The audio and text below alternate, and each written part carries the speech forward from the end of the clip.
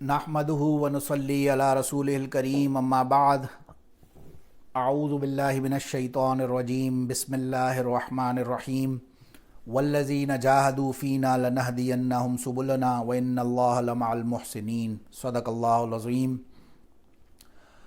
الاحسان قال النبی صلی اللہ علیہ وسلم ان تعبد اللہ کأنک تراہ فإن لم تکن تراہ فإنہ یراک او کما قال علیہ الصلوۃ والسلام۔ بسم اللہ الرحمن الرحیم۔ اللہم صلی علی محمد وعلی آل محمد کما صلیت علی ابراہیم وعلی آل ابراہیم انک حمید مجید۔ اللہم بارک علی محمد وعلی آل محمد کما بارکت علی ابراہیم وعلی آل ابراہیم انک حمید مجید۔ اللہ سبحانہ و تعالی نے قرآن پاک میں ارشاد فرمایا والذین جاہدوا فینا لنہدینہم سبلنا وان اللہ لمع المحسنین۔ وہ لوگ جاہدوا فینا جو ہمارے اندر مجاہدہ کرتے ہیں، ہمارے اندر مجاہدہ کرتے ہیں، لنہدینہم سبلنا، ہم ضرور بضرور موسٹ شورلی انہیں اپنا راستہ دکھائیں گے۔ سبیل کہتے ہیں راستے کو، سبل راستے۔ تو جو ہمارے اندر مجاہدہ کریں گے انہیں ہم ضرور بضرور راستے دکھائیں گے۔ وَإِنَّ اللَّهَ لَمَعَ الْمُحْسِنِينَ، اور بے شک اللہ تعالیٰ محسنین کے ساتھ ہے۔ اب یہ لفظ قرآن میں آیا محسنین، احسان کا لفظ قرآن پاک میں آیا۔ اگر آسان زبان میں ہم اس کو سمجھیں تو اس لفظ احسان کو ہم تصوف سے ٹرانسلیٹ کر سکتے ہیں، جس کو ہم عام اپنی اردو فارسی زبان میں تصوف کہتے ہیں، اسے قرآن اور حدیث کی لینگویج میں احسان کا نام دیا گیا ہے۔ یہ احسان کے بارے میں یا تصوف کے بارے میں کچھ چھوٹے کی پوائنٹس سوچا کہ آج ہمیں معلوم ہونے چاہیے۔ پہلی چیز سب سے پہلے کہ احسان ہے کیا چیز، واٹ از احسان یا واٹ از تصوف، first and foremost. Then number 2 is کہ اس تصوف یا احسان کی حقیقت کیا ہے، اور پھر نمبر 3 از کہ اس کا فائدہ کیا ہے، اس کے راستے پہ چلنے سے ہوتا کیا ہے۔ پہلی چیز فرسٹ اینڈ فارموسٹ اگر آپ دیکھیں، اللہ سبحانہ و تعالیٰ نے جب آیت میں فرمایا تو والذین جاہدوا فینا، اب عام طور سے یہ جو صوفیانہ باتیں ہوتی ہیں یہ عام لاجکلی اور ان باتوں سے سمجھائی نہیں جا سکتی، لیکن دلائل کی بنیاد پہ اگر ہم دیکھتے ہیں، فی نا مینز، جیسے میں کہتا ہوں القلم فی جیب، قلم جیب کے اندر ہے، تو کوئی چیز اس کے اندر ہونا ان اٹ سیلف مینز فی ڈیمونسٹریٹ کرتا ہے اس کے اندر۔ تو فی نا، اللہ کے اندر کوئی مجاہدہ کیسے کرے اس بات کا؟ اب یہ ایمان کا اپنا اپنا لیول ہوتا ہے، اسے بلڈ کرنے کی ضرورت ہوتی ہے۔ ہم جیسے جو عام غریب گناہگار مسلمان ہیں، اس کے لیے بہترین ہمیں حدیث جبرائیل میں رہنمائی ملتی ہے۔ ایک مرتبہ حضرت عمر بن خطاب رضی اللہ عنہ سے روایت ہے اور بہت سارے صحابہ کرام سے، جبرائیل علیہ السلام تشریف لائے مسجد نبوی میں، بہت لمبی طویل حدیث ہے، اپنی اس کے مقام پہ اس کی ڈیٹیل ڈسکس کریں گے انشاءاللہ، مگر فرمایا، سوال کیا، عرض کیا، یا رسول اللہ اخبرنی عن الاسلام، مجھے یہ بتائیں کہ اسلام کیا ہے؟ فرمایا ان تشہد ان لا الہ الا اللہ وان محمد رسول اللہ صلی اللہ علیہ وسلم وان تقیم الصلاۃ وتؤتی الزکوٰۃ وتحج البیت من استطاع الیہ سبیلا او کما قال، کہ اسلام کیا ہے؟ کلمہ لاؤ سب سے پہلے، پھر نماز، پھر روزہ، پھر حج اور زکوٰۃ، یہ 5 ارکان اسلام کے بارے میں فرمایا، یہ اسلام ہے۔ پھر آگے فرمایا اخبرنی عن الایمان، مجھے یہ بتائیں ایمان کیا ہے؟ تو فرمایا ان تؤمنوا باللہ ورسلہ وکتبہ والملائکتہ والیوم الآخر والقدر خیرہ وشرہ او کما قال الاسلام، کہ ایمان یہ ہے کہ تم ایمان لاؤ اللہ پر، تمام رسولوں پر، کتب پر، ملائکہ پر، فرشتوں پر، یعنی آخرت کے دن پر، اور قدر پر، خیر اور شر، اچھی اور بری نصیب کے اوپر بھی تم ایمان لاؤ، یہ ہمارا ایمان ہونا چاہیے۔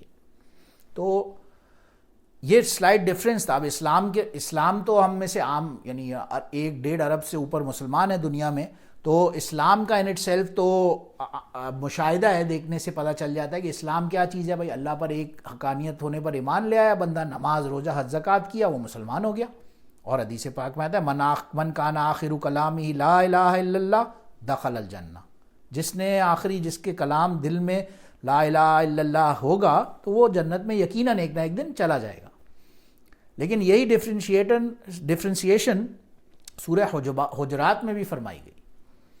کچھ لوگ آئے، عرض کیا یا رسول اللہ ہم اسلام لے آئے ہیں، ہم ایمان لے آئے ہیں. انہوں نے رسول اللہ صلی اللہ علیہ وسلم سے کہا ہم ایمان لے آئے ہیں. سورہ حجرات میں اللہ نے آیتیں نازل فرمائی، قالت الاعراب آمنا، یہ لوگ آپ سے کہہ رہے ہیں کہ ہم ایمان لے آئے. قل، ان سے کہیں لم تؤمنوا، تم ہرگز ایمان نہیں لائے، ولکن قولوا اسلمنا، تم یہ بولو کہ ہم اسلام لے آئے.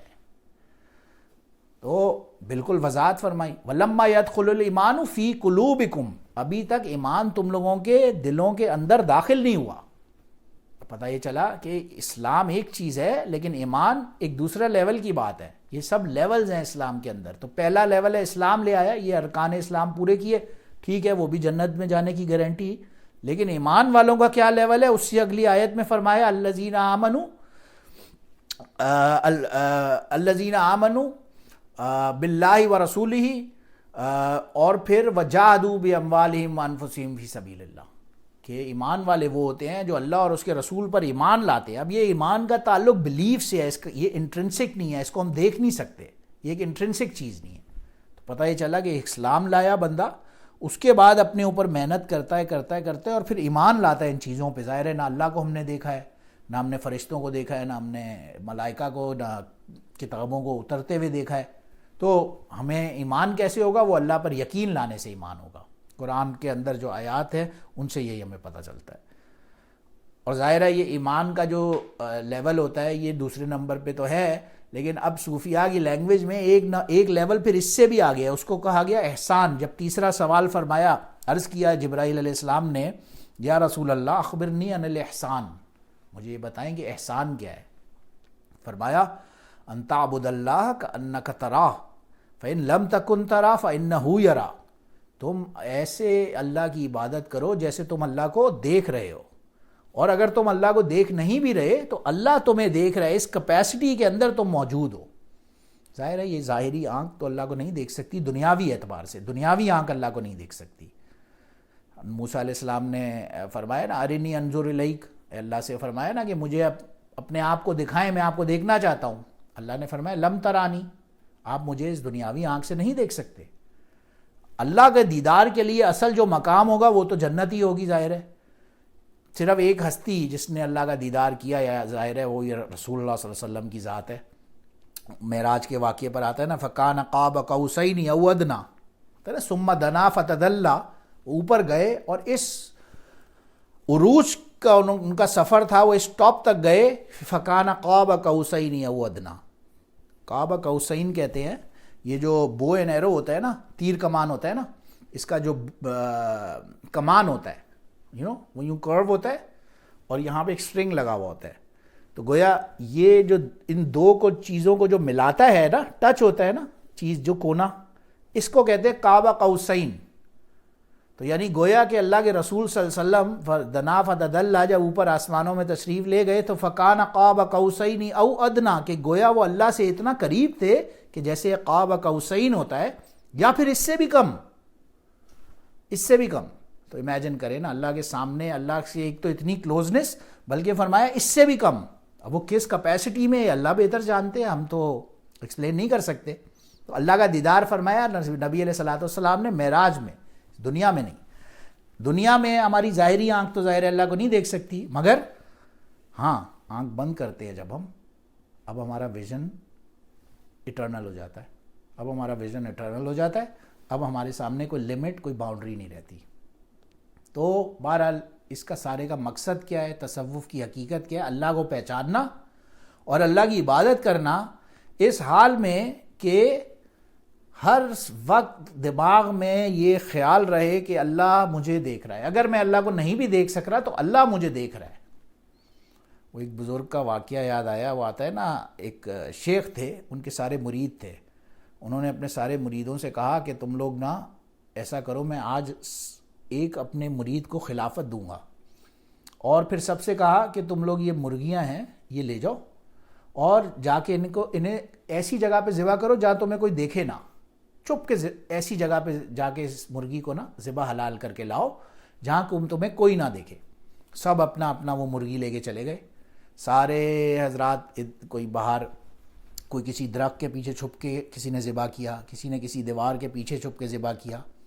اب ایک مرید تھے اس بزرگ کے، غالباً نئے مرید تھے، وہ بہت پرانے کوئی اللہ والے نہیں تھے، وہ ایز اٹ از زندہ مرغی واپس لے آئے، باقی سب ذبح کر کے لائے، حضرت کو بتایا اچھا حضرت میں نے یہ یہاں پہ دفنائی، میں نے وہ یہاں ذبح کی، میں نے اس جگہ چھپ کے ذبح کی۔ ان سے کہا کہ آپ نے ذبح کیوں نہیں کی؟ وہ کہتے ہیں مجھے کوئی ایسی جگہ ہی نہیں ملی جہاں مجھے کوئی دیکھ نہ رہا ہو، یعنی میں جس جگہ بھی جاتا تھا تو مجھے خیال یہ آیا کہ اچھا ٹھیک ہے میں لوگوں کی تو آنکھ سے اوجھل ہوں مگر اللہ تو مجھے دیکھ رہا ہے، تو ایسی کوئی جگہ مجھے ملی ہی نہیں جہاں پہ کوئی مجھے نہ دیکھ رہا ہو۔ وہ بزرگ نے کہا کہ اصل حقیقت یہی ہے اور انہیں خلافت عطا فرمائی۔ بہرحال اللہ ہمیں دیکھ رہا ہے، اس حال میں اللہ کی عبادت کہ اللہ ہمیں ایٹ آل ٹائمز دیکھ رہا ہے۔ تو یہ جو تصوف کا مقصد ہے، ہم نے کہا نا اس کی حقیقت کیا ہے، وہ یہی ہے اللہ کا قرب پانا، اللہ کی کلوزنس ہونا اور وہ بندگی آنا بندے کے اندر۔ تو بہرحال وہ بندگی آنے کا ظاہر ہے اصل مقصد تو انسان کا اللہ کی بندگی اور رضا ہی ہے، مگر یہ بندگی کی مثال بھی ایسی دیکھیں، انسان کے اوپر تو آج اپنی جگہ ایک جانور بھی ہوتا ہے نا، وہ بھی اپنے خالق کا وفادار ہوتا ہے۔ ابھی اس دن میں نے ایک کتاب میں سٹوری کہیں پڑھی، کسی آرٹیکل میں، ایک اونٹ تھا، کیمل، منگولیا کا کوئی واقعہ ہے، وہ اس کے مالک نے کسی دوسرے کو بیچ دیا، وہ اس اونٹ کو لے کے چلا گیا وہاں سے کہیں 60-70 میل دور کسی دوسری آبادی میں، لیکن وہ اونٹ بے چین وہ اپنے مالک کو یاد کر رہا ہے، وہ مالک کو ایسا یاد کر رہا ہے کہ اس اونٹ نے چھڑایا اپنے آپ کو، رسی توڑوائی، بھاگا وہاں سے، اور بھاگتے بھاگتے کوئی تقریباً 60-70 مائلز کا فاصلہ ریگستان میں سے، ڈیزرٹس کے اندر، منگولیا کے ڈیزرٹس کے اندر، وہاں پہ پہاڑوں کو کراس کرتے ہوئے، ہائی ویز راستے میں آ رہے ہیں، ان کو کراس کرتے ہوئے وہ بھاگ رہے اپنے مالک کی طرف، اور یہاں تک کہ ہائی ویز پہ نہیں ہوتے، فینسز لگے ہوئے ہوتے ہیں، ان فینسز کو جمپ لگاتے ہوئے، کراس کرتے ہوئے اپنے آپ کو زخمی کیا، ہرٹ ہوا، مگر جیسے تیسے کر کے وہ وہاں اپنے مالک کے پاس دوبارہ پہنچا اور وہاں پہ اسے سکون آتا ہے۔ تو یہ بھی ریسنٹ واقعہ میں نے نہیں پڑھا۔ تو وہ جو جانور بھی ہے وہ اپنے مالک کا جو اس کا احساس ہے وہ اس کے اندر بھی ہوتا ہے۔ ہم تو پھر انسان ہیں، ہمیں تو اللہ نے عقل دی ہے، تو غالباً ہم اسی عقل کو نیگیٹو طریقے میں لے جاتے ہیں۔ بہرحال وجہ یہی ہے کہ ہم نے کیونکہ اللہ کو دیکھا نہیں ہے، ہم نے جنت کو دیکھا نہیں ہے، تو ہمارا ایمان کا لیول نہیں وہ بلڈ ہوتا کہ ہم پہلے تو ابھی تو ہم اسلام سے ہی اوپر آئیں، پہلے ایمان پکا کریں، اور پھر ایمان پکا ہو تو پھر ہم احسان پہ جائیں۔ لیکن یہاں تو پہلے سٹیپ سے آگے نکلنے کا ہی موقع نہیں ملتا، تو احسان تک پہنچنا تو اللہ میں توفیق عطا فرمائے، کیونکہ وہ دیکھا نہیں ہوتا نا، اس پہ یقین نہیں ہوتا۔ ہیومن سائیکی ایسی ہے، جو چیز دیکھی ہوتی ہے اس پہ یقین ہوتا ہے۔ لاسٹ یہ واقعے کے اوپر میں بات کو ختم کرتا ہوں۔ اب اندیکھے کا مسئلہ سارا شریعت کا، مزاج دین کا تو وہ ہے ہی اندیکھے پر ایمان لانا۔ آپ نے سنا ہوگا مشہور واقعہ بہلول دانا رحمہ اللہ کا، کہیں بیٹھے ہوئے خلیفہ ہارون رشید کے ٹائم پہ، ان کے کزن تھے، ان کے بارے میں مشہور ہے، مجذوب بزرگ تھے، ایک دیوانہ ہوتا ہے نا بندہ جو فل 100% اپنے سینسز میں نہیں ہوتے، لیکن اللہ والے ایسے بزرگ تھے۔ تو وہ بیٹھے ہوئے کہیں ایک مٹی کا گھر بنا رہے تھے، وہاں سے کراس ہو رہے تھے خلیفہ ہارون رشید اور پیچھے سے ان کی اہلیہ زبیدہ خاتون۔ انہوں نے پوچھا یہ کیا کر رہے ہیں؟ انہوں نے کہا کہ میں جنت میں باغات، جنت کے باغات بیچ رہا ہوں، جنت کے گھر بیچ رہا ہوں۔ وہ ہنسی اس میں، اس نے کہا یہ بیوقوف دانا، یہ مجذوب آدمی، کیا؟ مذاق میں پوچھا اچھا کیا قیمت ہے اس کی؟ انہوں نے کہا 100 دینار۔ وہ خوش ہوئی، بہرحال نیک اللہ والی خاتون تو تھی ہی، لیکن ویسے ہی انہیں ترس آیا، انہیں کہا بندے سے اس کو 100 دینار دے دیں۔ انہوں نے 100 دینار دے دیے۔ انہوں نے کہا اچھا اس کی مجھے کوئی کنفرمیشن تو دیں کہ یہ کیسے آپ نے، یہ گھر میرا ہوا اب یہ جنت کا۔ انہوں نے کہا یہ رسید آپ کو مل جائے گی۔ وہ چلے گئے گھر، خاتون واپس آتا ہے، کتابوں میں واقعہ لکھا ہے، رات میں سو رہی تھی، انہیں خواب آیا۔ خواب میں انہوں نے دیکھا ایک بہت زبردست جنت کا کوئی پیلس ہے، زبردست قسم کا، اس کے سائیڈوں پہ دریا بہہ رہے ہیں اور گرینری جنت کے باغات ہیں، اس محل کی جو ہے وہ سونے چاندی کی دیواریں ہیں، اور جو لگژری آسائشیں ہو سکتی تھی وہ اس گھر میں موجود تھی۔ اور پھر انہوں نے دیکھا ایک سونے کی ایک وہاں پہ تختی پڑی ہوئی تھی، جس پہ لکھا ہوا تھا یہ آپ کی جنت کی وہ رہائش ہے جو 100 دینار کے بدلے آپ نے لی تھی۔ اب یہ بڑی ایک دم چونکی اور ان کی آنکھ کھلی اور انہوں نے کہا یار یہ تو زبردست، بڑا اچھا کام ہے۔ بہرحال بڑی خوش ہوئی، انہوں نے خلیفہ کو بتایا، ہارون رشید کو، کہ یہ واقعہ ہوا ہے۔ انہوں نے فوراً بھیجا کسی بندے کو، جاؤ بہلول دانا کو بلا کے لاؤ۔ وہ بلا کے لائے انہیں، تو پوچھا اس نے کہ اچھا ٹھیک ہے، تم کل گھر بیچ رہے تھے تو ٹھیک ہے میں بھی تم سے لینے کے لیے تیار ہوں، اور بندے سے کہا ان کو 100 دینار دے دو اور میرے لیے بھی ایک وہ گھر کنفرم کر دو۔ انہوں نے کہا نہیں، آج تو اس کی قیمت ہے آپ کی پوری سلطنت۔ نے کہا یہ کیا بات کر رہے ہیں آپ، کل آپ نے 100 دینار میں بیچا ہے اور آج آپ کہہ رہے ہیں پوری سلطنت۔ کہتے ہیں کل یہ بن دیکھا سودا تھا، کل یہ غیب کا سودا تھا، کل دیکھا نہیں تھا ہم نے، آپ نے دیکھا نہیں تھا، اس وقت آپ اس کے اوپر وقت لگاتے نا، ٹائم لگاتے۔ جس چیز میں آپ تبلیغ میں سنا ہوگا نا، جس چیز میں جان مال وقت نہیں لگاتے اس چیز کا احساس نہیں ہوتا، اس چیز کی قدر نہیں ہوتی۔ تو جس چیز میں ٹائم، ایفرٹ، اپنا وقت، جان مال وقت تینوں چیزیں لگتی ہیں، اسی چیز کی انسان کو قدر ہوتی ہے۔ تو بہرحال یہ غیب کے سودے اور ان انسین چیزوں کے بارے میں اللہ ہمارے ایمان کو پختہ کرے اور ہمیں اس پہ ایمان کے عمل کی بھی توفیق عطا فرمائے، اور اس مراقبے کے ساتھ اپنے آپ کو کلوزلی اٹیچ کرنے کی توفیق عطا فرمائے۔ یہاں اس بات کو ختم کرتے ہیں۔ وآخر دعوانا ان الحمدللہ رب العالمین۔ سبحان ربک رب العزۃ عما یصفون وسلام علی المرسلین والحمد للہ رب العالمین۔